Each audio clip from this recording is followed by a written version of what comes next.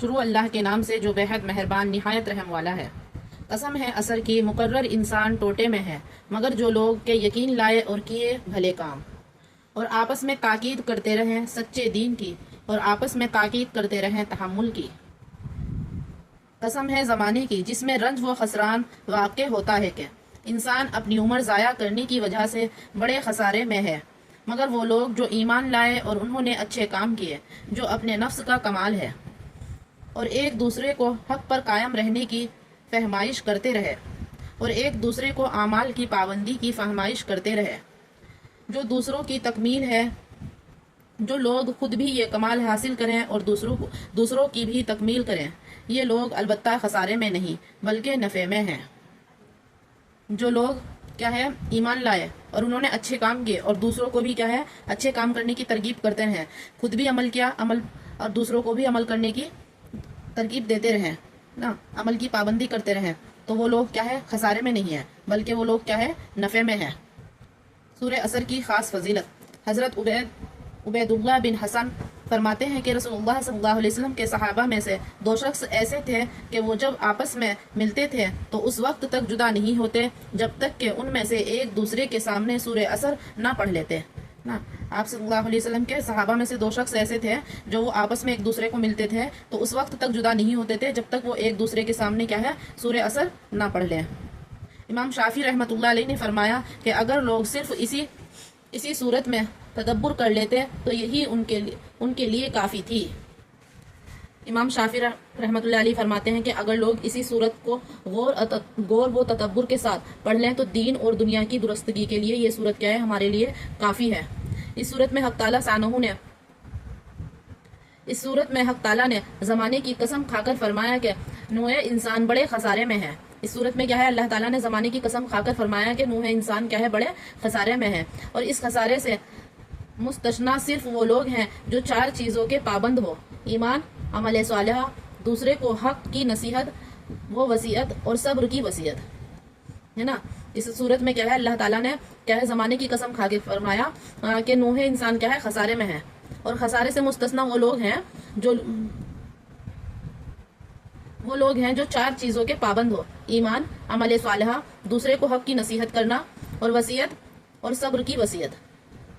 دین و دنیا کے خسارے سے بچنے اور نفع عظیم حاصل کرنے کا یہ قرآنی نقصہ 4 جز سے مقرب ہے، جن میں پہلے 2 جز اپنی ذات کی اصلاح کے متعلق ہیں، یعنی پہلے دو جز کیا ہے ایمان اور عمل صالحہ۔ یہ 2 جز پہلے کیا ہے اپنی ذات یعنی خود کے لیے ہے، خود کی اصلاح کے لیے، ایک تو ایمان لانا اور دوسرا کیا ہے عمل کرنا، نیک عمل کرنا، یہ خود کی اصلاح کے لیے ہے۔ دوسرے 2 جز دوسرے مسلمانوں کی ہدایت اور اصلاح سے متعلق ہیں۔ دوسرے 2 جز کیا ہے ایمان اور عمل صالحہ تو خود کے لیے ہیں، یعنی ایمان لانا اور نیک کام کرنا، اور دوسرے 2 جز جو ہیں وہ کیا ہے حق تعالیٰ کی نصیحت و وصیت ہے نا، اللہ تعالیٰ کی کیا ہے حق کی نصیحت کرنا اور وصیت کرنا اور صبر کرنا، صبر کی وصیت کرنا۔ ایک تو ہمیں کیا ہے نصیحت حق کی کیا ہے نصیحت و وصیت کرنا اور صبر کی وصیت کرنا۔ یہ دین اور دنیا کے خسارے سے بچنے اور نفع عظیم حاصل کرنے کا یہ قرآنی نقصہ ہے۔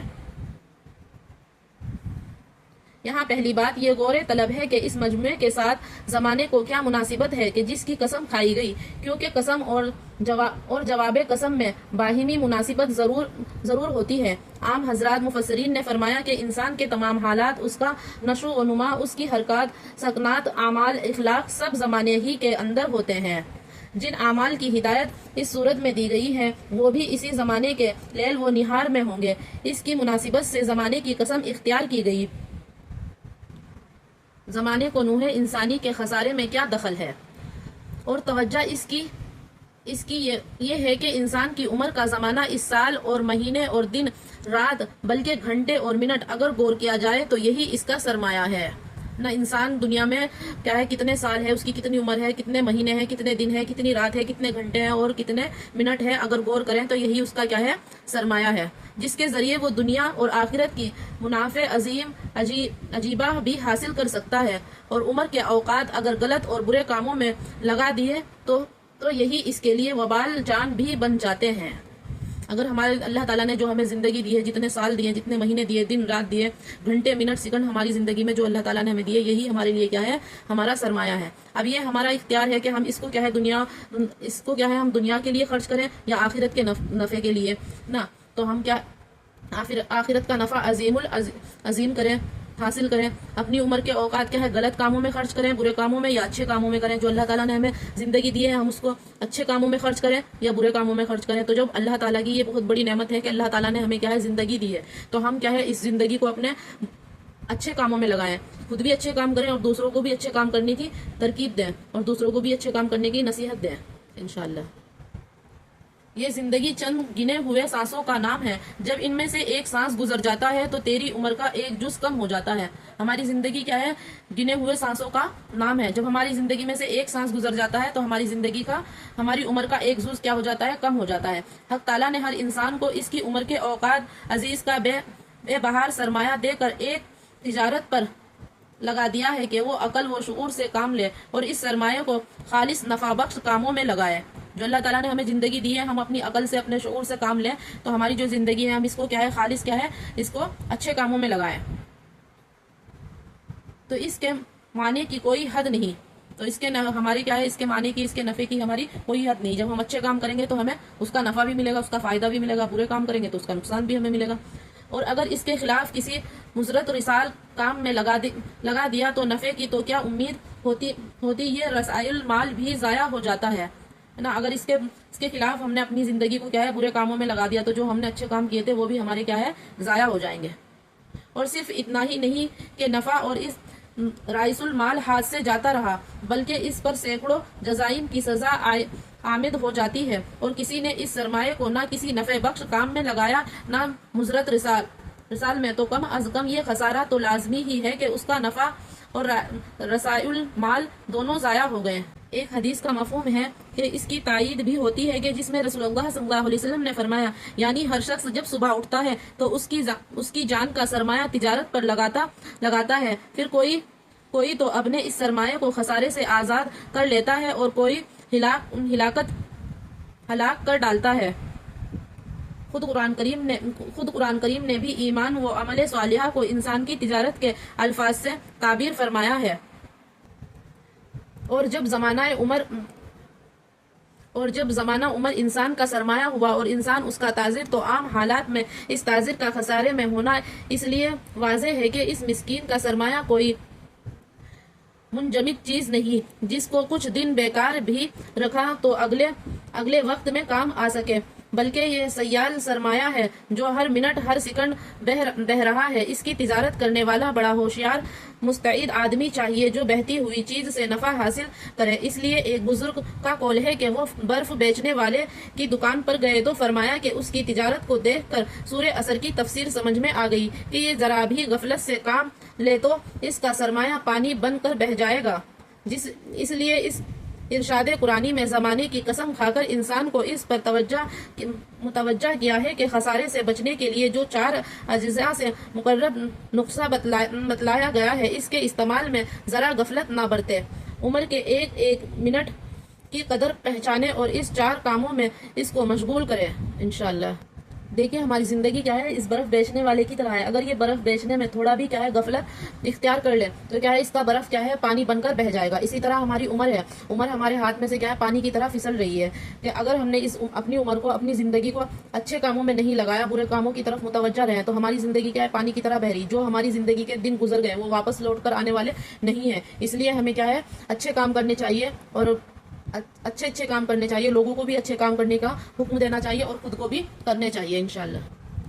زمانے کی قسم کی ایک مناسبت یہ بھی ہو سکتی ہے کہ جس چیز کی قسم کھائی جائے وہ ایک حیثیت سے اس معاملے کے شاہد کے قائم مقام ہوتی ہے، اور زمانہ ایسی چیز ہے اگر اس کی تاریخ اور اس میں قوموں کے عروج و نزول کے بھلے برے واقعات پر نظر کرے گا تو ضرور اسے اس یقین پر پہنچ جائے گا کہ صرف یہ 4 کام ہیں جن میں انسان کی فلاح اور کامیابی منحصر ہے۔ جس نے ان کو چھوڑا وہ خسارے میں پڑا۔ دنیا کی تاریخ اس کی گواہ ہے۔ ایمان اور عمل صالحہ جو خود انسان کی ذات سے متعلق ہے، ان کا معاملہ واضح ہے کہ کسی شخص کو تاکید کے ساتھ معاصر انداز میں نصیحت کرنے اور نیک کام کی ہدایت کرنے کا نام وصیت ہے۔ اسی وجہ سے مرنے والا جو اپنے بعد کے لیے کچھ ہدایات دیتا ہے اس کو بھی وصیت کہا جاتا ہے۔ ایک حق کی وصیت، دوسرے صبر کی وصیت۔ اب ان دونوں لفظوں کے معنی میں کئی احتمال ہے۔ ایک یہ کہ حق سے مراد عقائد صحیح اور اعمال صالحہ کا مجموعہ ہو، اور صبر کے معنی تمام گناہوں اور برے کاموں سے بچنا ہو تو پہلے الفاظ کا حاصل امر بالمعروف ہوگا، یعنی نیک کاموں کا حکم کرنا۔ امر بالمعروف یعنی نیک کاموں کا حکم کرنا، اور دوسرے کا حاصل نہی عن المنکر ہوگا، یعنی برے کاموں سے روکنا۔ اس مجموعے کا حاصل پھر وہی ایمان اور عمل صالحہ جس کو خود اختیار کیا ہے، اس کی تاکید و نصیحت دوسروں کو کرنا ہوگا۔ اور ایک احتمال یہ ہے کہ حق سے مراد اعتقادات حق لیے جائیں، اور صبر کے مفہوم میں تمام اعمال صالحہ کی پابندی بھی ہو اور برے کاموں سے بچنا بھی، کیونکہ لفظ صبر کے حقیقی معنی اپنے نفس کو روکنے اور پابند بنانے کے ہیں۔ اس پابندی میں اعمال صالحہ بھی آ گئے اور گناہوں سے اجتناب بھی۔ حافظ ابن تمیم نے اپنے کسی رسالے میں فرمایا کہ انسان کو ایمان اور عمل صالحہ سے روکنے والی عادتاً دو چیزیں ہوتی ہیں۔ انسان کو کیا ہے؟ حافظ ابن تمیم نے اپنے کسی رسالے میں فرمایا کہ انسان کو ایمان اور عمل صالحہ سے روکنے والی عادتیں دو چیزیں ہوتی ہیں۔ ایک شعبات، یعنی اس کو ایمان اور عمل صالحہ میں کچھ نظری اور فکری شعبات پیدا ہو جائیں جن کے سبب عقائد ہی مختل ہو جائیں، اور عقائد کے مختل ہونے سے عمل صالحہ کا خلل پذیر ہونا خود ظاہر ہے۔ دوسرے شہوات یعنی خواہشات نفسانی جو انسان کو بعض اوقات نیک عمل سے روک دیتی ہے اور بعض اوقات برے اعمال میں مبتلا کر دیتی ہے، اگرچہ وہ نظری اور اعتقادی طور پر نیکی پر عمل اور برائی سے بچنے کو ضروری سمجھتا ہو، مگر نفسانی خواہشات اس کے خلاف ہوں اور وہ ان خواہشات سے ملغوب ہو کر سیدھا راستہ چھوڑ بیٹھے تو آیت مذکور میں وصیت حق سے مراد یہ ہے کہ شعبات کو دور کرے، اور وصیت صبر سے مراد یہ ہے کہ نفسانی خواہشات کو چھوڑ کر اچھے اعمال اختیار کرنے کی ہدایت کرے۔ اس کا خلاصہ یہ ہے کہ وصیت بالحق سے مراد دوسرے مسلمانوں کی عملی اصلاح ہے، اور وصیت بالصبر سے مراد عمل صالحہ ہے۔ تجارت کے لیے صرف اپنے عمل کی اصلاح کافی نہیں بلکہ دوسرے مسلمانوں کی بھی فکر بھی ضروری ہے۔ اس صورت نے مسلمانوں کو ایک بڑی ہدایت یہ دی کہ ان کا صرف اپنے عمل کو قرآن و سنت کے تابع کر لینا جتنا اہم اور ضروری ہے، اتنا ہی اہم یہ کہ دوسرے مسلمانوں کو بھی ایمان اور عمل صالحہ کی طرف بلانے کی مقدور بھرپور کوشش کریں، ورنہ صرف اپنا عمل نجات کے لیے کافی نہ ہوگا۔ خالی ہم خود ہی قرآن پڑھ رہے ہیں، خود ہی نماز پڑھ رہے ہیں، خود ہی سارے کام خود ہی کر رہے ہیں، کسی کو نہیں کہہ رہے ہیں۔ دوسروں کو بھی ہمیں بلانا چاہیے، دوسروں کے بھی ان کاموں کی اچھے کام کرنے کی کیا ہے ترکیب دینی چاہیے کہ کیا ہے جب دوسرے ہم خود ہی کریں گے یہ ہمارے لیے کافی نہیں ہے، بلکہ ہمیں دوسروں کو بھی اس کی دعوت دینی چاہیے۔ اپنا عمل نجات کے لیے کافی نہ ہوگا بلکہ ہمیں دوسروں کو بھی اعمال کے لیے بلانا ہوگا، نماز پڑھنے کے لیے، قرآن پڑھنے کے لیے، ان کی اصلاح کے لیے، ان کو کیا ہے صبر کرنے کی تلقین دینی ہوگی، اور ان کو کیا ہے اچھے کاموں کی طرف بلانا ہوگا، بلکہ اپنا عمل ہی نجات کے لیے کافی نہیں ہے، دوسروں کو بھی ہمیں عمل کرنے کی تاکید کرنی چاہیے۔ خصوصاً اپنے اہل و عیال اور احباب و متعلقین کے اعمال سینہ سے غفلت برتنا۔ خصوصاً ہمیں کیا ہے جیسے ہمارے گھر میں ہماری اولاد ہے، ہمارے رشتہ دار ہیں، ان سب کو بھی کیا ہے ہمیں عمل کے لیے بلانا چاہیے کہ خود ہی ہم نے نماز پڑھ لی اور گھر میں ہمارے بچے ہیں ان کو ہم نے نماز پڑھنے کی ہدایت بھی نہیں کی، ایسا ہمیں نہیں کرنا چاہیے، سب کو تنبیہ کرنی چاہیے، سب کو اچھے کاموں کی دعوت دینی چاہیے۔